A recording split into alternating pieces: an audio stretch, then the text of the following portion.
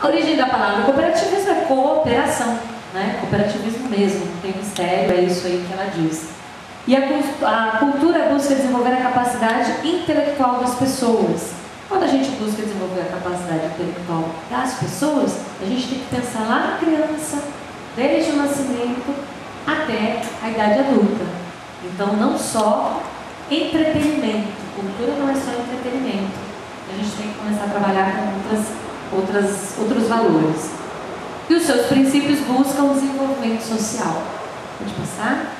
Bem, o cooperativismo tem 7 princípios. Agora, na convenção que aconteceu no México, foi proposto o 18º princípio, o 8º princípio, que é o compromisso com a preservação do meio ambiente. Então, vai ser votado em Genebra e provavelmente vai ter o 8º compromisso, o 8º princípio, né? Que é o compromisso com o meio ambiente. Mas hoje, internacionalmente, ao ramo das cooperativas, as cooperativas têm 7 princípios. O primeiro princípio é adesão voluntária e livre. É o princípio das portas abertas. Desde que você tenha alguma proximidade com o objetivo da cooperativa e você passe por cumpra os compromissos, apresente os documentos, enfim, cada cooperativa vai criar a sua burocracia para você poder entrar. Burocracia não é palavrão, burocracia é apenas a forma, né? É a sistematização de como você pede alguma coisa, se filia a alguma coisa, resgata alguma coisa. É que num determinado momento eles começaram a criar tanta sistematização, chamada burocracia, que burocracia no Brasil virou palavrão. Mas burocracia é a sistematização para você entrar ou para você participar de qualquer coisa. Bem, então é o princípio das portas abertas. Por isso que quando você quer saber se uma cooperativa é de verdade, é você perguntar: você conhece a cooperativa? Você que quis entrar na cooperativa? Foi. Se você entrou na cooperativa porque te mandaram entrar na cooperativa, porque alguém falou assim, vai lá e entra na cooperativa, porque senão você vai ser demitido dessa empresa, já começa por aí, ela está errada, né? Agora, pode sim uma empresa decidir que ela só contrata quem for de cooperativa, porque administrativamente a prestação de contas dela é melhor.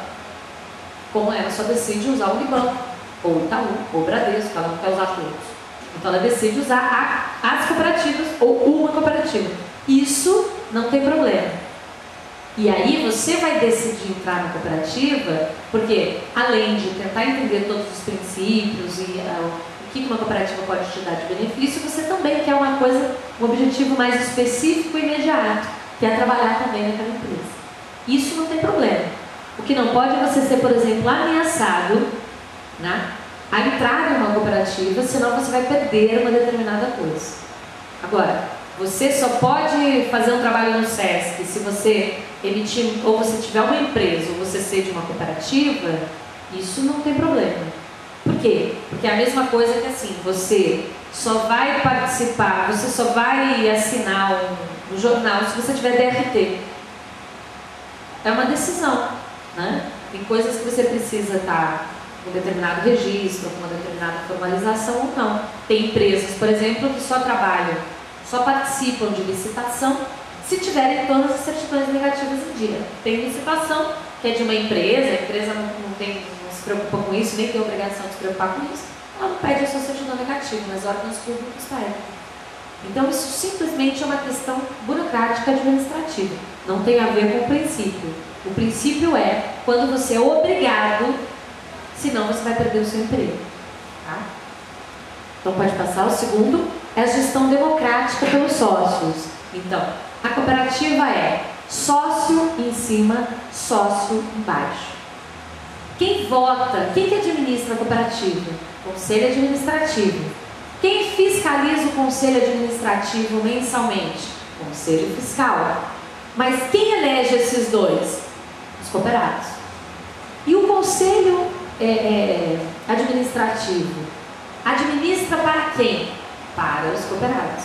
Então é cooperado no começo e cooperado no final. Por isso, a participação de vocês quando estão em uma cooperativa, é fundamental, tá?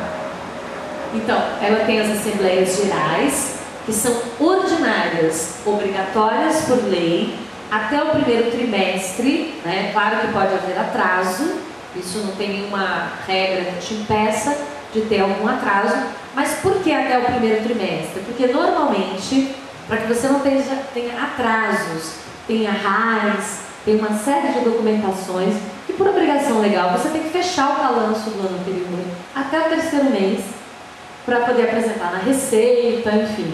E aí você faz a assembleia. Então você tem até o terceiro mês, pode fazer no quarto, mas até o terceiro mês uma assembleia ordinária. Ela é obrigatória que aconteça anualmente. Quando ela acontece, tem que ter uma ata, tá? Muitas cooperativas às vezes não têm essa informação, o contador não passa, né? Não conheceram a OCE ainda, né? E não sabem o que tem que fazer. E aí não fazem, porque tem meia dúzia de cooperados ainda, todo mundo se conhece, não tem problema, esquece. Qual que é o problema disso? Que quando chegar a cooperativa começar a crescer, ou você for receber um dinheiro, juridicamente vão te pedir a ata anual. Essa ata tem que existir.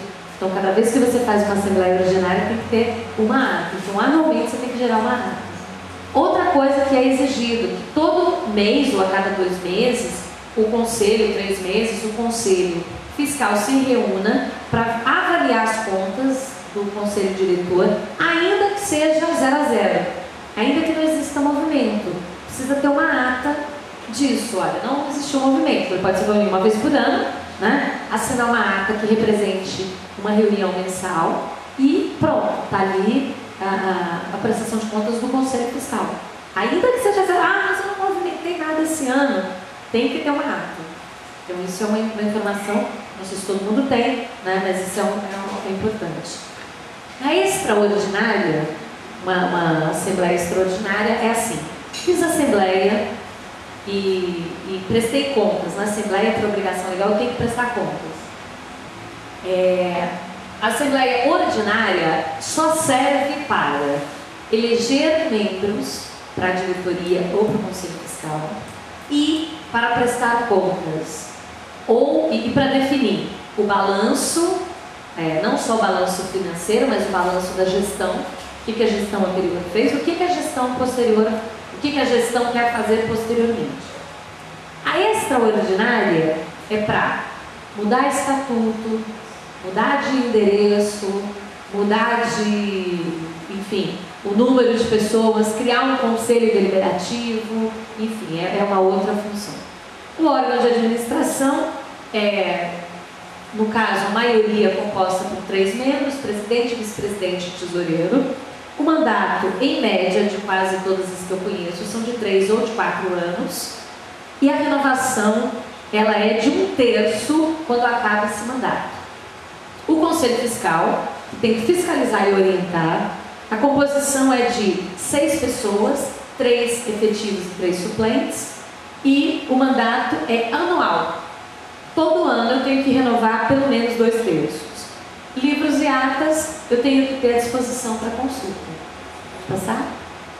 Terceiro princípio, participação econômica. Então, todo mundo participa economicamente com uma mensalidade, ou um rateio de despesas, ou uma porcentagem daquela nota fiscal que você emitiu para sustentar a cooperativa, porque quem sustenta a cooperativa é o cooperado, tá? E depois ele tem que participar da assembleia para votar para onde vai o dinheiro que sobrou, ou o que vai fazer com o prejuízo que teve, enfim, essas decisões têm que ser tomadas. Volta lá? Votar o desenvolvimento das cooperativas, retorno de benefícios aos membros, porque toda cooperativa tem a dupla função. Ela não é só a formalização proatista, ela também tem que fazer coisa, para o cooperado, para o associado, ela também tem que reverter em benefícios. Então, eu tenho que representá-la no mercado, fazer com que economicamente, para economizar ou para ganhar mais, eu atenda essa necessidade, mas eu também tenho que gerar benefícios sociais e culturais. Lembra lá no começo? Ela é econômica, social e cultural. Então, eu tenho que ter treinamento constante, tenho que ter palestras, tenho que ter reuniões, tenho que incentivar esse tipo de ação dentro da cooperativa. E isso, obviamente, às vezes custa e é subsidiado com esse dinheiro que o cooperado patrocina, que eles investem na cooperativa. E apoia outras atividades aprovadas pelos membros. Pode passar? Quarto princípio, autonomia e independência. Cooperativas não são do governo, são independentes e devem permanecer, principalmente a sua diretoria, isento de qualquer posição política ou religiosa, tá? Você pode ter uma posição partidária ou religiosa, não política, partidária ou religiosa. Não somos de partido nenhum, não somos de religião nenhuma. Não podemos ter nenhum tipo de intervenção do governo, a não ser, como qualquer outra empresa, que exista um prejuízo para a sociedade, né? Mas isso qualquer empresa pode sofrer uma intervenção do governo, por exemplo, se ela é uma empresa de saúde e começa a precarizar o seu trabalho, isso vai ser, enfim, um grande prejuízo para quem utiliza daquele sistema. Mas isso, inclusive, uma empresa comum pode. Mas, efetivamente, ainda que a gente tome esse ou aquele caminho, desde que nós não estejamos infringindo nenhuma regra, a cooperativa não tem dedo político, não tem dedo religioso, não tem nada disso. Pode fazer? Essa é a lei, né? Quinto princípio, educação, treinamento e informação. Então, aquilo que eu falei, ela tem que ter a dupla função, que é treinar os sócios, dirigentes eleitos, administradores e funcionários. Isso é um princípio. Informar o público em geral, particularmente aos jovens e líderes, sobre a natureza e os benefícios da cooperação. E tem um fundo de reserva, que é de 10% da sobra, tá? Então, 10% da sobra vai para esse fundo de reserva. Não é 10% que circula e nem do faturamento, e nem do que fica na cooperativa. É do que sobra, 10% vai para um fundo de reserva para cursos, para treinamento, para imprimir material de divulgação, enfim. Sexto, a cooperação entre cooperativas, né? Então, por isso que a gente está aqui numa parceria com outra cooperativa. A intenção e isso está dentro dos princípios, que as cooperativas se cooperem, porque elas não têm objetivo em si, elas, como CNPJ, não têm objetivo econômico. Quem tem são os seus associados, mas eles, às vezes, em parceria, são interessantes. E, às vezes, a cooperação, ela não precisa ser afetando o mercado de trabalho de ninguém. Pode ser, por exemplo, para um grande congresso, sozinha uma não conseguiria, e você vai trabalhando com outros. Então, a intercooperação, ela é o sexto princípio. E o sétimo é a preocupação com a comunidade. Por isso, o oitavo vai ser o compromisso com o meio ambiente, que é o que quer se votar agora. Porque as cooperativas, diferente de uma empresa comum, quer dizer, mais uma diferença, é que ela não tem só a função econômica, ela tem também a função social, de trabalhar a comunidade no seu entorno, de ser também um benefício para a comunidade. Porque se entende que, e é óbvio que agora, inclusive, as grandes empresas também começam a entender isso, que se você administra, se você fomenta e auxilia o seu entorno, quem está próximo de você, você melhora a qualidade de vida de todo mundo. Então você torna pessoas mais felizes, mais compromissadas, menos doentes, né? Para poder desenvolver todo o trabalho. E a comunidade, o entorno dessa cooperativa é muito fomentado. E as cooperativas são hoje uma grande ferramenta para aumentar o índice de IDH, que é o índice de desenvolvimento humano, né? E isso é medido. Hoje a gente tem, apesar da gente ter as grandes cooperativas agrícolas, as grandes cooperativas de crédito, as grandes, a gente tem cada vez mais, existe um movimento hoje no Brasil que trabalha com a economia solidária, que é um movimento à parte, hoje trabalha muito mais com artesanato, com algumas coisas, mas você tem cooperativas de catadores de lixo, e lixo é dinheiro. Mas quem que quer catar lixo? O cara lá que às vezes é analfabeto, né? Ou que não tem uma outra oportunidade, ou que quer ficar fazendo ali. E aquele lixo é dinheiro. Mas onde que aqueles vários catadores vão se reunir? Numa cooperativa de catador de lixo, onde você pode com subvenção, inclusive, do governo, do BNDES, da própria prefeitura, ou, por exemplo, a gente tem lá em São Paulo, no interior, inclusive uma participação do SESC, junto com a Unesp, numa região lá de Rosana, incentivando uma cooperativa de catadores de lixo. Tem apoio e linhas de financiamento do BNDES para comprar equipamento de separação, enfim, de reciclagem. Então hoje você cada vez mais tem o crescimento das cooperativas nos bairros mais pobres para poder desenvolver, e é comprovado o aumento do IDH.